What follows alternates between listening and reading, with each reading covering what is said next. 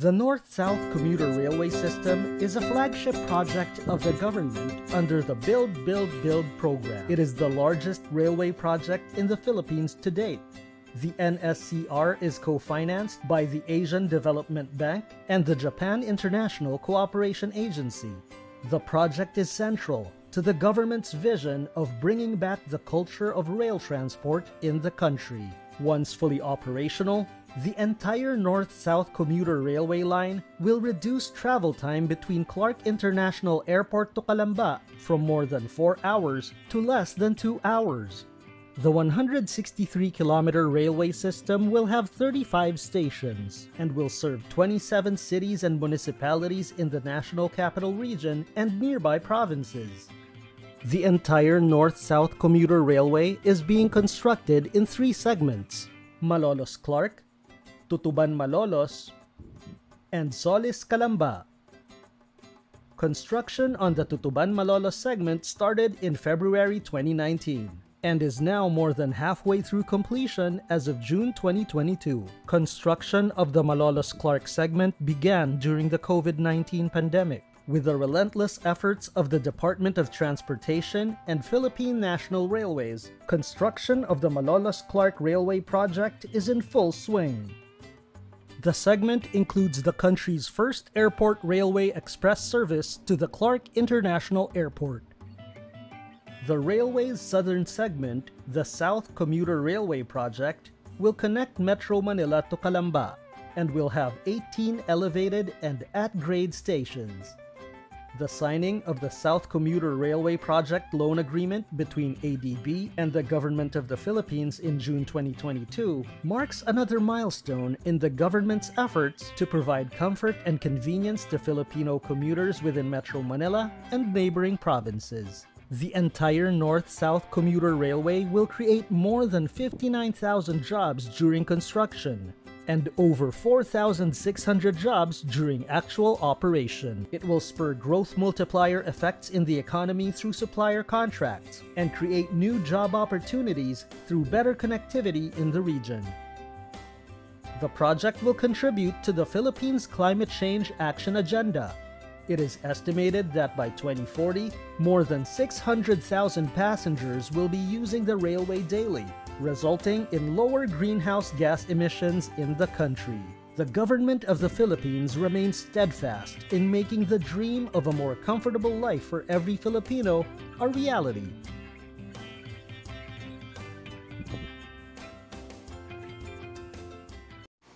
Magandang hapon po mga bayan, welcome pong muli sa ating latest update rito po sa PNR NSCR South mga kabayan.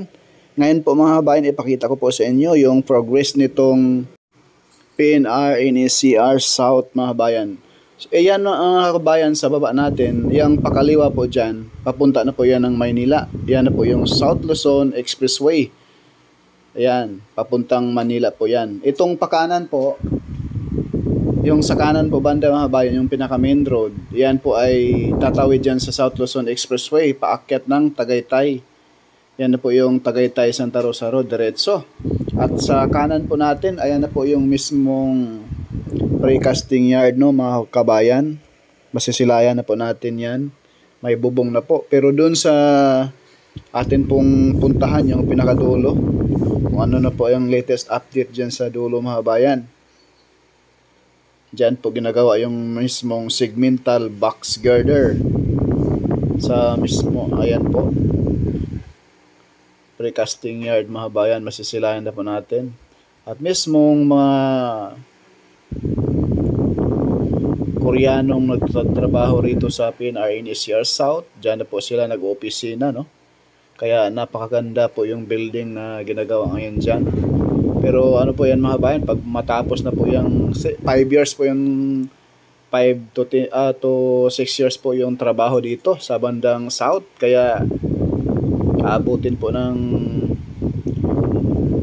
5 taon or 6. Kaya ganyan na lamang po kaganda yung mismong ginagawa nilang tirahan, no, ng mga Koreano. Ayan po mga bayan yung mismong paggawaan Ito na po yung precasting yard. Salamat po, shout out po kay Sir Aris Sorrente at sa ating mga viewers dyan. Tuloy-tuloy na po itong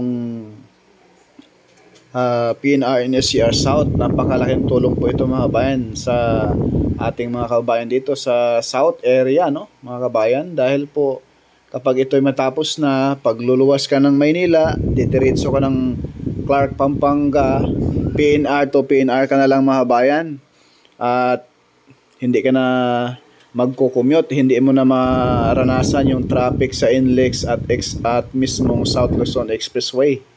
Dire-diretso na po ang biyahe. Yan po mga kabayan, no?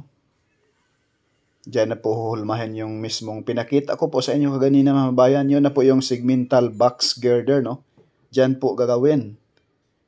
Diyan na po yung mga hulmahan mga kabayan. Diyan na po nila forma din. Ibiyahe nila yung mismong segmental box girder kung saang location ilalatag yung mismong box girder mga kabayan. Hindi po yan kagaya sa LRT1 Cavite Extension na kanila yung girder mismo ay napakahaba. Dito po medyo maiksi lang siya, no? Yung segmental box girder. Din doon na po nila idudugtong sa pinakataas ng mismong poste ng PNR NSCR South. Makikita po ninyo yan balang araw mga bayan kapag ito po ay mag-start na po silang maglalatag ng segmental box girder. Sa ngayon po, yung puspusan ngayong gawa mga kabayan, yung huhukay sa columns, no? Sa area ng Cabuyao to Banlic, Calamba, Laguna. Itong area na ito mga kabayan, yung ating latest update nito sa arong Linggo, October 8, 2023. Dito po ito sa Santa Rosa, Laguna.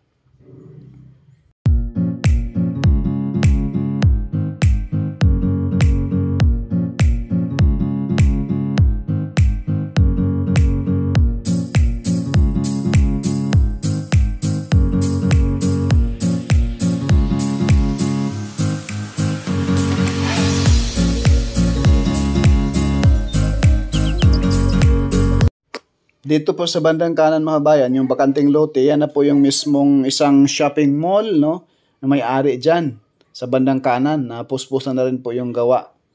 Ayan, ito na po yung precasting yard mga bayan dito po sa Santa Rosa, Laguna.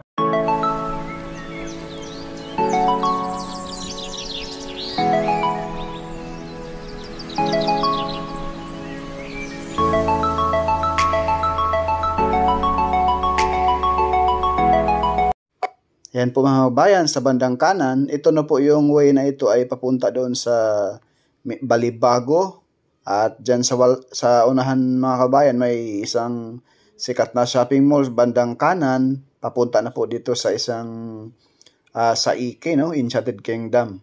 Dito po sa Santa Rosa, Laguna. Ayan, masisilayan po natin dito ang progress dito sa bayan ng Santa Rosa, Laguna mga kabayan, na talagang ang bilis ng pag-asinso nitong bayan ng Santa Rosa City, Laguna. Ayan po yung Enchanted Kingdom bandang kanan, no? At ito na po yung binalingan nating camera. Kaganina po, banggit ko na rin po. Yan na po yung exit na yan, entrance papasok ng South Luzon Expressway. At itong main road na ito mga bayan ay paakyat na po ito ng Tagaytay papuntang Nubali, Santa Rosa, Laguna at Pinpisap at mismong papunta na rin po ng Binyan, no? Ayan. Kapag galing po kayo ng Manila, mga bayan, dyan na po yung malaking building sa unahan.